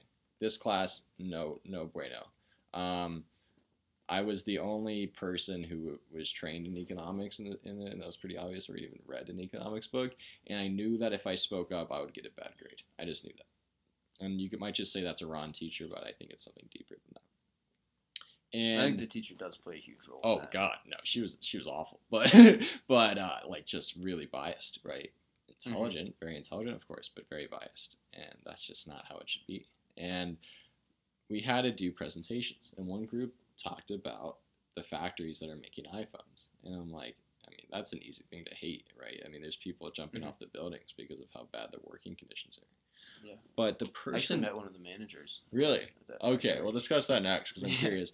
But basically, one of the women who was presenting... By the way, all my classes, okay, economics, finance was like 70-60% men, right? This class, 95% women. And I love that because I'm like, hey, finally I can go on a date. Like, this is great. I can, and hear another perspective. It was awful being in classes with just men. I want both perspectives. Yeah. Ideally, I'd want 50-50, but, we don't live in a perfect world. But in any case, it was a good experience that. The students were good, but the teacher and the way it was taught. Anyways, one of the students was making a presentation on that, and she was so emotional. She was nearly like either halfway through rage and crying at the same time doing this presentation. She was so biased on the whole thing that I started in my mind constructing an argument in favor of that factory, which was a very hard thing for me to do because the fact that people are committing suicide who are working there, I'm like, this place is horrible. It should be shut down. But because she was saying that so emotionally and without acknowledging any nuance whatsoever, I started constructing an argument in favor of that factory. And then she finally said something that I found incredibly fascinating. And you probably know this if you talk to a manager there, but she mentioned it and then she just moved on. And I'm like, you just got to the solution of this problem, but you just passed it. You just brush it off because you're, you know, having a tantrum almost. Seriously, I mean, she needed help. Like, I wanted to give her a blanket. Like, it's gonna be okay. Calm down. Let's just talk about this. What would she say? So, she mentioned how there's this huge demand to work there. So I'm like, whoa, that's interesting. These people aren't being there, put there against their will. They're choosing to work there. And not only that, every time a person commits suicide, they're replaced immediately. There's another person happy to take their place. That's interesting. So it's like, well, is that an education issue, an ignorance issue? Maybe they don't know. Maybe with the media, they're just not aware. But no, it's like, that's not it at all. Let's get to the root. Let's use economics, why I love the discipline. The reason why people choose to work there is that there's no viable alternative. Yeah. In other words, it is worse their life not working at that factory than working in the factory. So the solution isn't shutting it down for human rights violations, even though it is indeed committing human rights violations objectively. The solution is to build other factories. This is like a capitalist solution that don't have human rights violations, that treat its workers well and pays them better so that people will then go to that work. Yeah. That's the solution, I totally not agree. shutting them down. Yeah. Because if you shut them down, then people are unemployed and they're actually starving in a simplified model of it. But the point is, you know, that was incredibly illuminating to me. Yeah. But what's your perspective? Yeah. I mean, the guy I talked to, so the factory, it's a company that manufactures stuff for other people. I believe it's called Foxconn. Yes, that's They make all kinds of stuff. So the guy I talked to, he was a manager for his line. They made printers. I can't remember if it was HP or Xerox, something like that. And they had 9 suicides. And he was saying that it was for monetary benefit. The suicides. Yes, because if someone kills himself, then their family gets a lot of money. At least a lot. That's horrible. Comparatively. Yeah, just that incentive structure. Yeah. Yeah, and so there is an incentive structure there. But yeah, so that was interesting. I mean, I'm not sure. You know, obviously he has stake in the game, and so I'm not sure how honest he was with us about. But it's another perspective to consider. Yeah. But yeah, and I like what you're. I find it interesting what you're saying is, you know, that the solution is not to ban, but to add. Right. More and you know, one of the things that I'm most excited about with this day and age that we live in is that, like I said, I recognize that there are shortcomings to capitalism. Of course. However, I feel that with where we're going as a society, ethically and technologically, we are having more and more of the ability to address these issues that beforehand could only be addressed with litigation, but instead be addressing them with innovation. Yeah. I think, you know, Lyft and Uber, great example of that. I mean, talk about a complete paradigm change. Now, for you and I, these things have really come into preeminence since we've become of drinking age. But True. But for people before that, I mean, it completely changes the way that we view being able to go out. Oh my because God. all of a sudden it's affordable and it's attainable and accessible. Accessible. Sorry. Incredibly accessible. Like, extraordinarily accessible. And so, you know, pervasive. I'm fairly certain, although I can't say 100%, but I am fairly certain that in places where Lyft and Uber are popular, you see a decline in DUI rates. And trust me, as a Lyft driver, I was a Lyft driver for about 2 years. Yeah. I get a lot of people who had DUIs back in the day. And they were like, oh, even if this ride is $100, it's cheaper than a DUI. I'm like, you're telling me I'm the one who doesn't have a DUI. And, I mean, I'm glad they're looking at the monetary. Also, it might save someone's life. Exactly. But that's even more important, in my opinion. But yeah. And so, but how are they cutting down on DUIs? They're not doing it with negative reinforcement by saying if you get caught, then you have it on your record. It's $10,000. Instead, it's positive reinforcement. Right. It says this is a better option. Yeah. You don't have to worry about parking. It's cheap. You can even have a conversation if you want. Yeah. It's safer. It's easy. But then I was also thinking, like, this has got to have an effect on everything else that's going on in the culinary industry, in the restaurant world. I mean, you see this explosion of food and bars and all these, speakeasies places and stuff are like speaking that. About popping up all the time, Because people can go out and drink more and still go home. Instead of someone going and getting 2 drinks, they can go out and get 8 drinks. True. So this one thing has had it's had positive externalities across the market. And I'm really excited to see what other things we can come up with. There are a lot of people out there who are really, really intelligent and really creative. And they're getting together. And they're coming up with these ideas. Yeah. And I think we should see where it takes us. I agree. On the subject of Uber and Lyft, I think it's an economist's wet dream, the whole thing. It really is, because it's the free market at its best, I would say.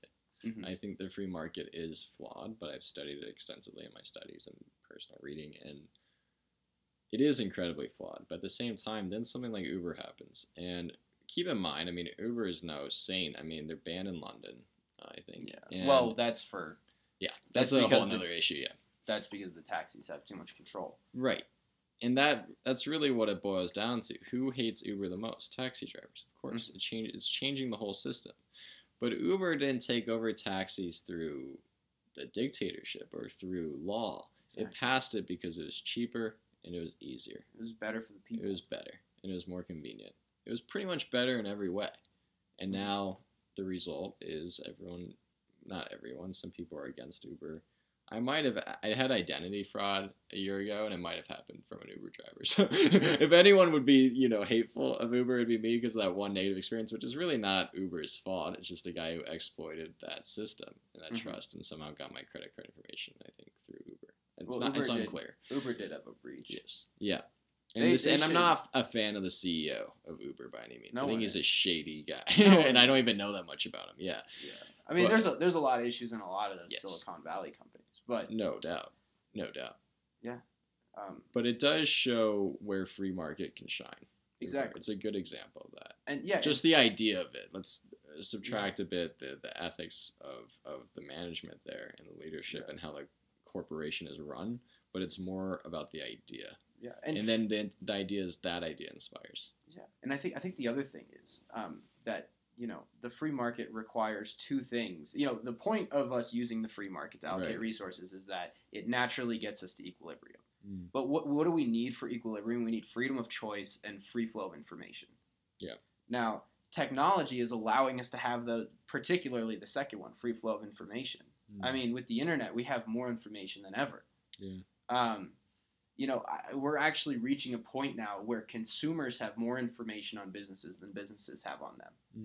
That's actually I'm a salesperson to restaurants for readers who don't know. Yeah. And that's one of my points is that they know more about you than you know about them. Always. And perfect information is, I think, the economics. Yeah, and so I'd almost like to call it capitalism 2.0. We're coming into a time where I think it could actually really do what it is meant to do. Yeah. And I think on the subject of capitalism, I've had conversations about capitalism with capitalists and with people who are anti-capitalists. I'll just leave it at that, those labels. But I think the issue with attacking capitalism as a whole is that, in my opinion, although it's still uninformed, I have to read more on Marxism and communism, but I don't know a viable alternative. And by viable, I mean something that can work on a macro scale with reality. Yeah. A political discussion I had with one of my dear friends the other night, we really got in a heated discussion. He's the most political person I know. I can't even label him as liberal or conservative because he's critical of everything. He's French, but he's great. He watches literally all the news sources, right, left, every country. I mean, he's the guy that gave me the Communist Manifesto, by the way, which is so interesting. I was kind of blown away by that. I don't even think he's communist. He's just very well read. And he's critical of everything. I forget where, so with him, I told him, I said, I think, this is probably going to offend everybody, but it's just generalizations, but I think there's truth in there, so I just say it anyways. And this is my podcast, so I can say whatever I want. Sorry if I offend anyone. I apologize in advance. I think the problem with the rights, people who are more right-leaning is they lack in empathy a little bit, and then the problem with the left is that they lack in realism and pragmatism a little bit, and that to me is the root of it. So economists are deeply pragmatic, but also deeply unemotional in some respects, and lack in sensitivity sometimes. I see that a lot with Thomas Sowell, who I admire. I see that a lot in Milton Friedman, who I admire. They're very, if you think about what economics is, it's really just math. And if you look at mathematicians and engineers and computer science and economists, and physicists, I lump them together because they see the world in a very interesting way. They can kind of deconstruct it and see things that people who study other disciplines don't see. But what they sacrifice sometimes is empathy and emotional connection. And so I would love to discuss more with the right how to be more empathetic, and discuss with the left how to be more realistic. And realistic, that word kind of has negative connotations. And there's nothing wrong with being idealistic, but there is something wrong with being idealistic and not knowing that you're being idealistic. And that's the problem I see, I think, with communism in large, even though I know my friend, if he's listening to this, he's going to hate that I say that because he hates the label communist capitalist. It's too broad, too vague. But so I'll say capitalist and anti-capitalist. But my point is, why throw away all of capitalism with all its benefits and costs, with all its pros and cons, instead of just changing it for the better? Yeah. It's like, let's say, just a weird example, but let's say the Constitution, which most see as like a brilliant document, one of the best things written. Let's pretend that it was as contentious as capitalism is. The solution isn't to destroy the Constitution, it's to make amendments. It's to update it and to change it for the better. Unless there is a viable alternative to capitalism, but I do not think it exists yet. I think all we're left doing is reform. But then we have to be very cautious with how we do that. So it's like, how can we have a system like Uber that also has an ethical leader?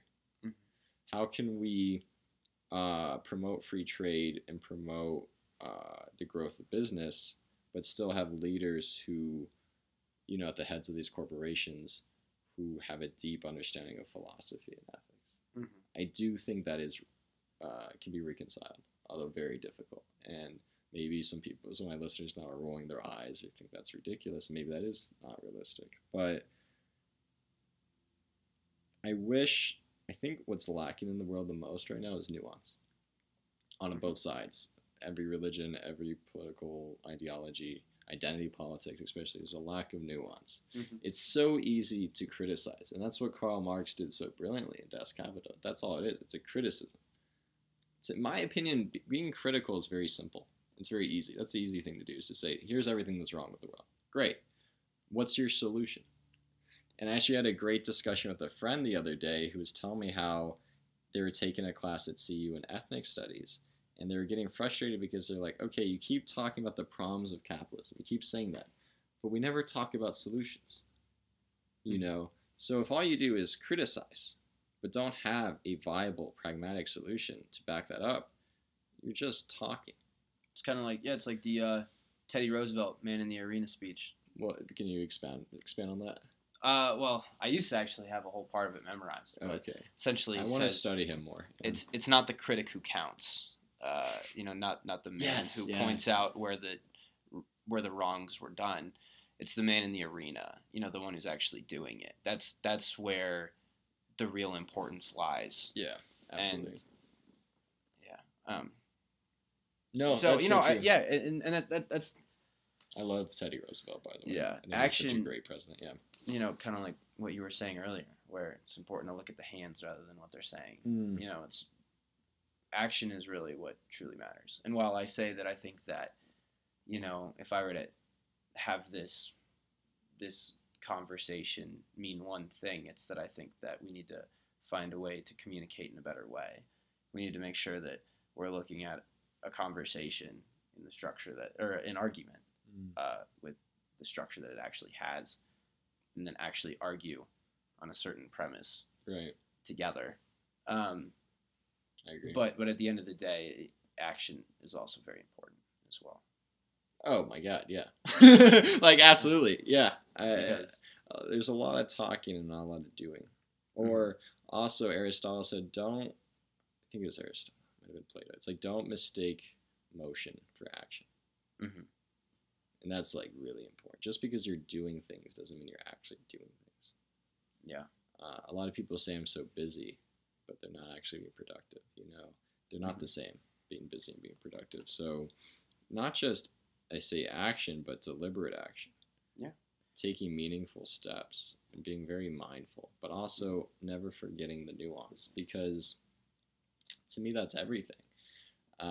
I sincerely believe, and I hope to do this in the future with my podcast, have a hardcore leftist, hardcore rightist, and then have them somehow reach a compromise. That's something I've always valued in my father, is that he really despises Trump, but when a Trump supporter is a patient of his, he doesn't just treat them with dignity and respect.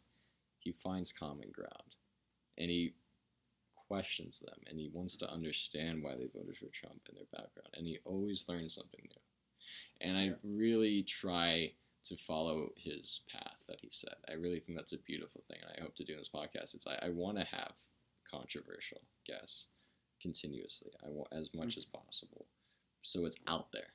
Yeah. So instead of people putting words in others' mouths and calling other people they disagree with Nazis, you know, or things like that. I think Ben Shapiro, the Republican, he was called a Nazi, and he's an Orthodox Jew. You know, that's just beyond absurd. But in any case, when Trump got elected, I was in the south of France, which is like the best place to be for that, even though all the students in my class were liberal, so they're like, you know, having a meltdown. And the first thing I did after he got elected was talk to my friends who voted for Trump and get their perspective. And I learned a lot. The two things I learned from it, I think I mentioned this maybe in an earlier podcast, was, to me, they didn't have a sufficient compelling reason to vote for Trump, but they did have sufficient compelling reasons why not to vote for Hillary. And I think the same can be true for the reverse. And to me, this was like one of the first, if not the first, U.S. presidential election where people voted on who they hated less versus who they liked more. The difference between the 2016 election and the 2012 election, just 4 years ago, is so profoundly different. You know, I personally voted for Barack. Well, I didn't vote. I wasn't old enough. But my family voted for Barack Obama versus Mitt Romney. Oh, my God, I would love to have Mitt Romney president right now compared to Trump. You know, here's a civil person, intelligent. I mean, Trump has intelligence too, but you know what I mean. Like, articulate and seems to show a little more empathy. Volatile. Yeah, less volatile, more level-headed, you know. In the 2016 election, it's like, who are the choices? I mean, and then you have Bernie Sanders, someone who I support with my heart, but not my brain. I like to say I'm more of a conservative mind and a liberal heart, and they fight each other a lot.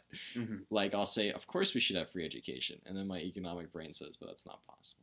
And also, I even go one step further, and I say, actually, universal free education is incredibly inefficient and wrong. And the reason I say it's wrong, and I know everybody's probably going to get a lot of hate for this, but if you think about it, it makes sense. GW has a $70,000 a year tuition. Insane, right? It's one of the most expensive schools. The thing is, the people who are paying the full tuition, not getting financial aid, are very wealthy. And I would say, why should someone who's very wealthy pay the same amount for education as someone who's very poor? If they can afford the $70K and they voluntarily choose to, why shouldn't they? Yeah. I think it's very actually unequal to have equal free education, because you're having someone who could pay $70,000 and someone who can only pay $2,000 paying the same amount, zero. And the truth is, of course, there's no such thing as a free lunch, as one would say, and it just comes from increase in taxation. And I think we need more accessible education, more affordable education, cheaper education, and free education for those who are very poor. I mean, the student loan bubble is going to burst, and when it does, the consequences are going to be huge. I mean, incredible, right?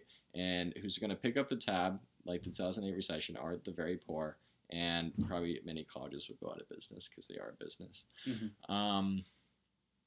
I don't know. You know, I'm just saying things now. I'm just rambling. But, you know, I don't know what the solution I put in quotes is, but I do know we need to think more critically about things. And so with Bernie, it's like, yeah, we should, in theory, have free education. I mean, I think that's the root of everything, is having not just free education, but higher quality education.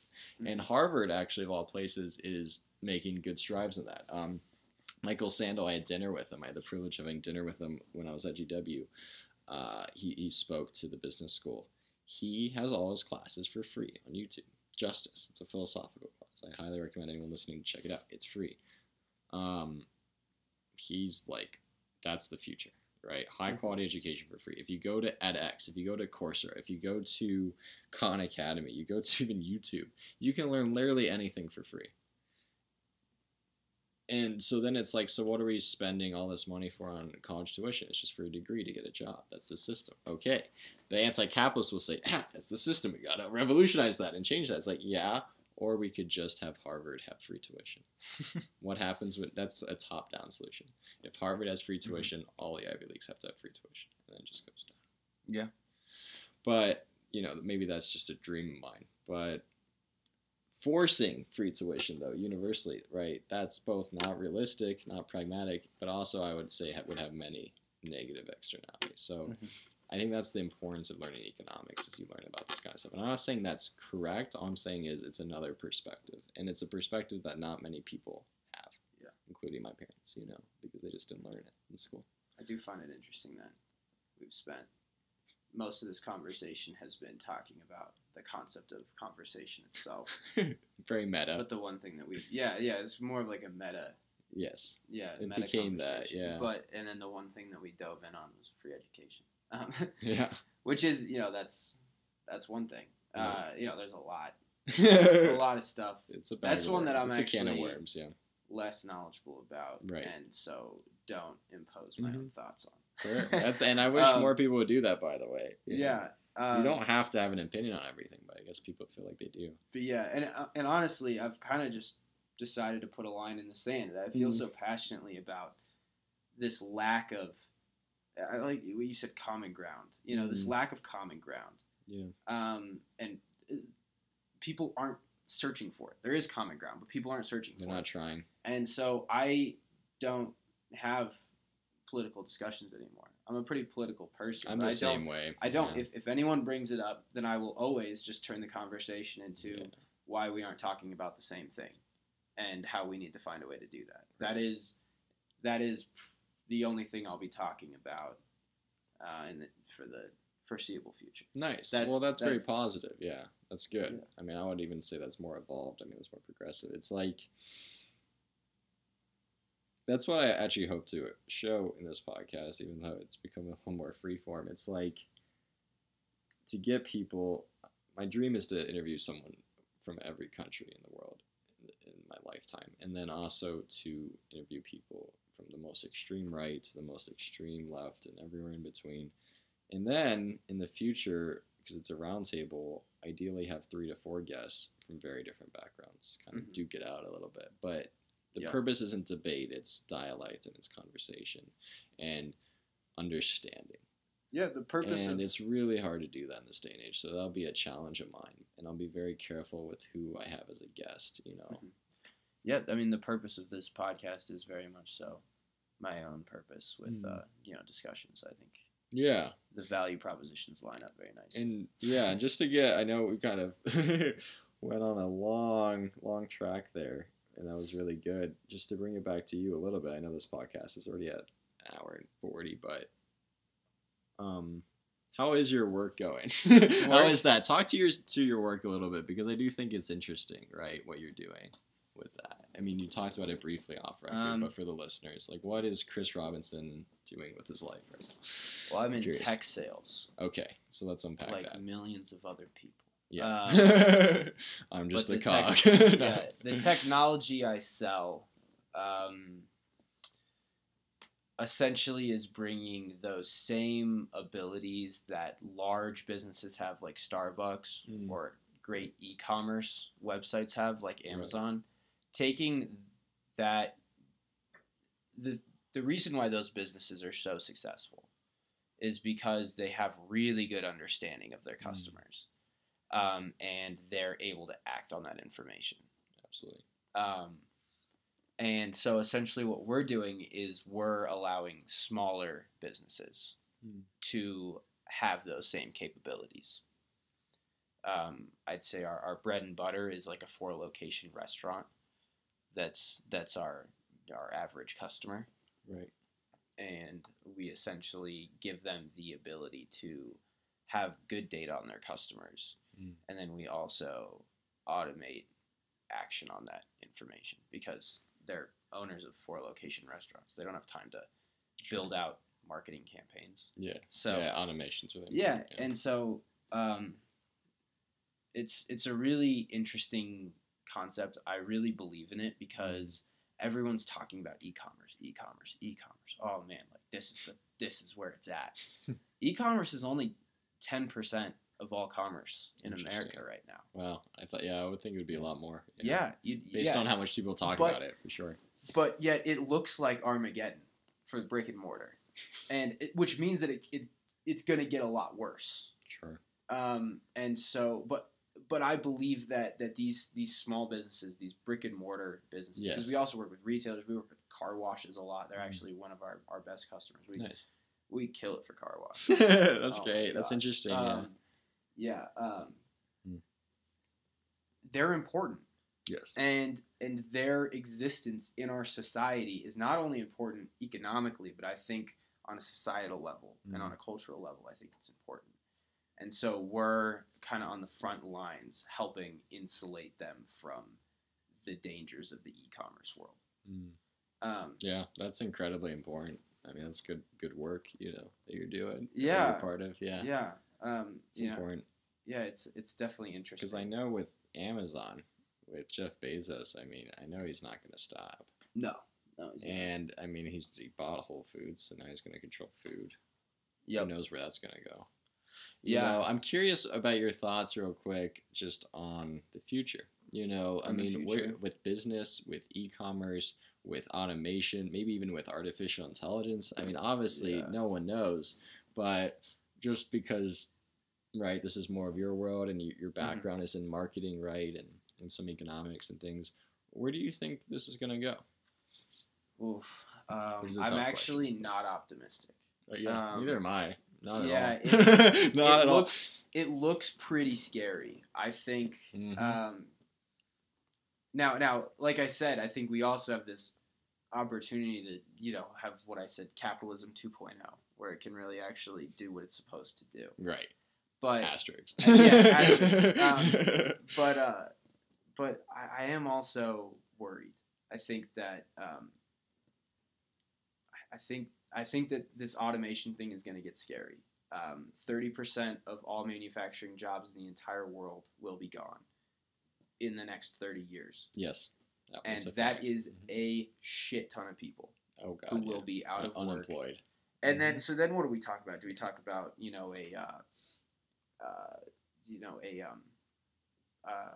like a universal wage?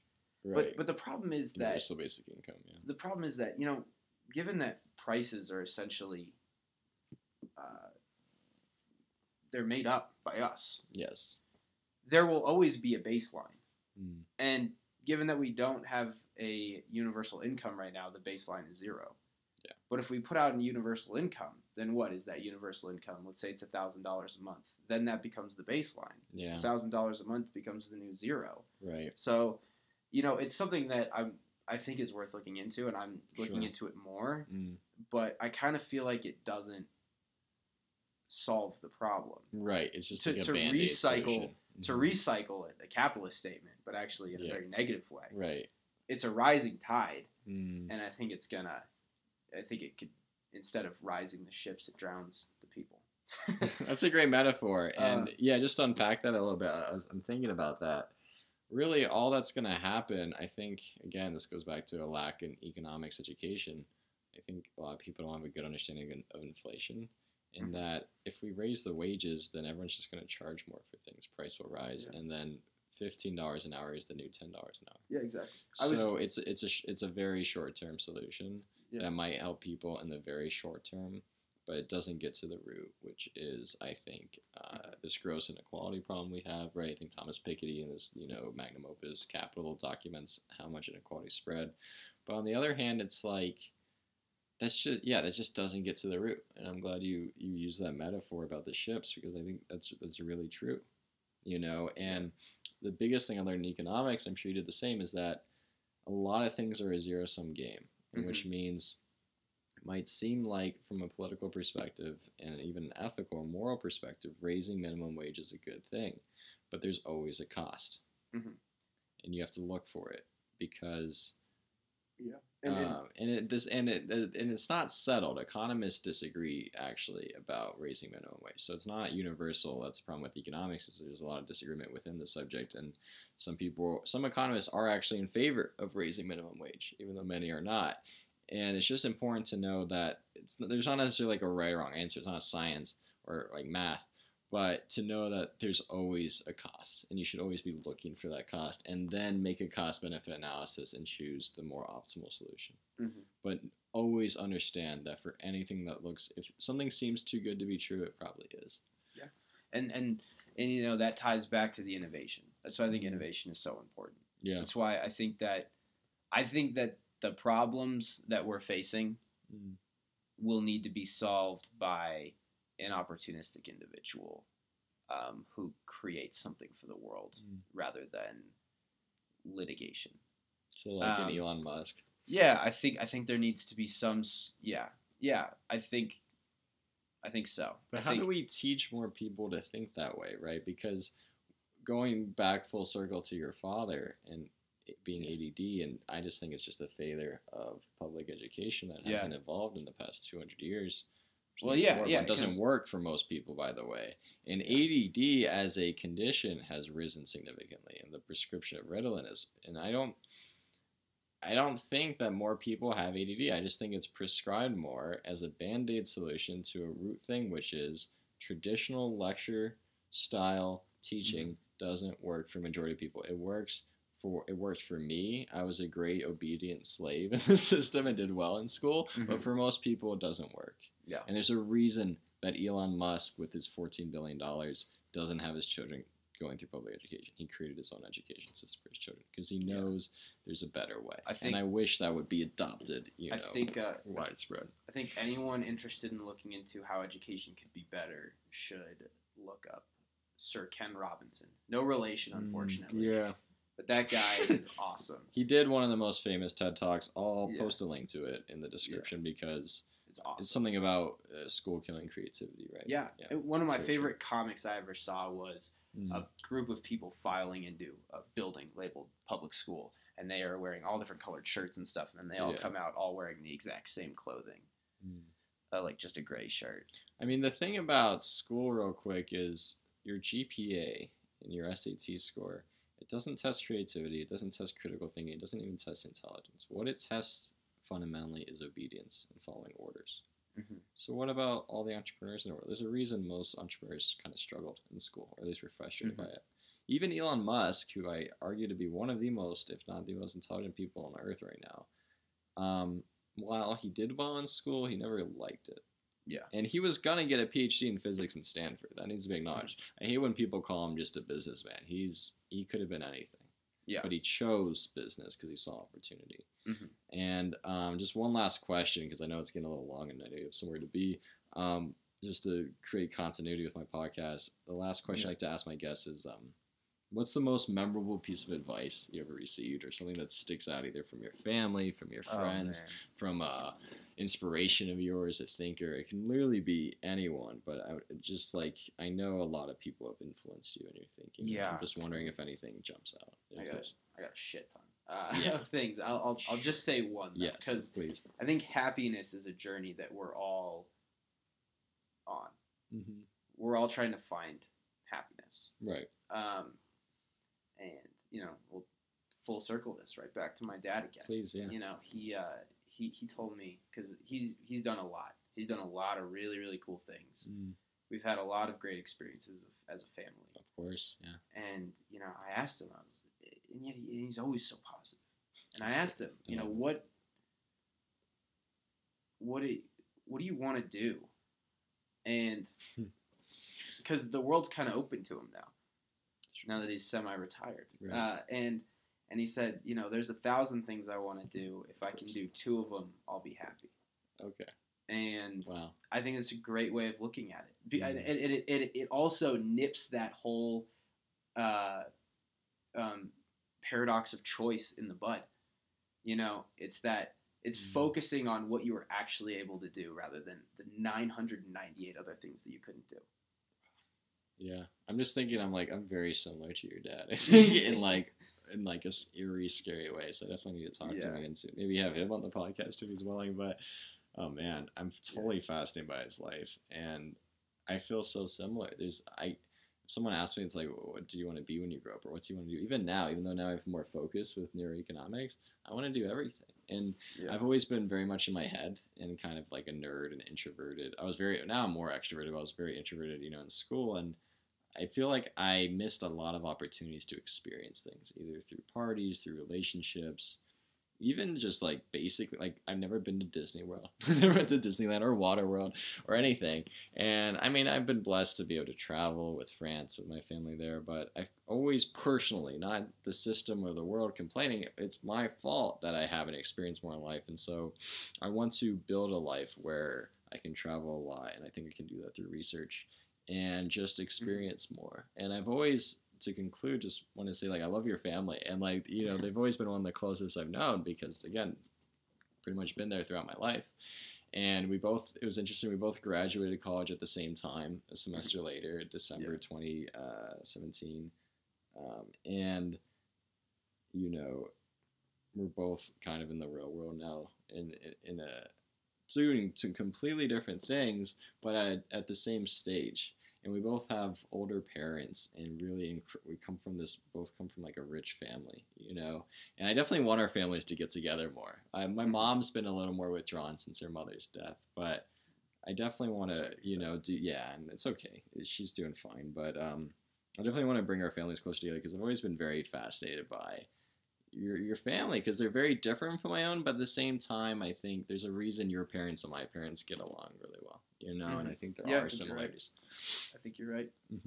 Yeah. So let's definitely do that more in the future. And thanks for your time, you know, and being here. That was like a really good conversation. Yeah, thank you. I enjoyed it. Always like talking with you. Yeah. If you ever need me on again. Oh my God, in the future, I'll try to bring several guests. We can talk about travel. If you can find an authoritarian, we could have that debate, because I'm anti-authoritarian. Yeah, basically, you know, and it's funny, we kind of already did what stage 2 of my podcast would be, which is discussing more political ideas and things like that, and that's just kind of naturally where we went. But no, I'll definitely have you back. I mean, my plan for those listening is do one-on-one conversations like this with many diverse people, and then bring back people and try to mix and manage. And I don't have a strict plan, but already, I mean, this is episode 4, and the 4 conversations I've had, I've been completely blown away by, you know. And I love that actually in 3 of those 4, I didn't even go through most of my questions. You actually answered a lot of them just naturally. And I really love where this has gone and how simple it is for me to do. For those listening, by the way, anyone can do a podcast. I'm not special in any way. Yes, I have a laptop, so I'm privileged in that sense. But if you're listening to this, you probably do too, or a computer, and you have to. And I'm not using any microphones. I'm using my computer as a recording device, and then I use YouTube. So this podcast has cost me 0 money. So. Yeah. So thank you for listening, and thanks for being on. Yeah, thank you.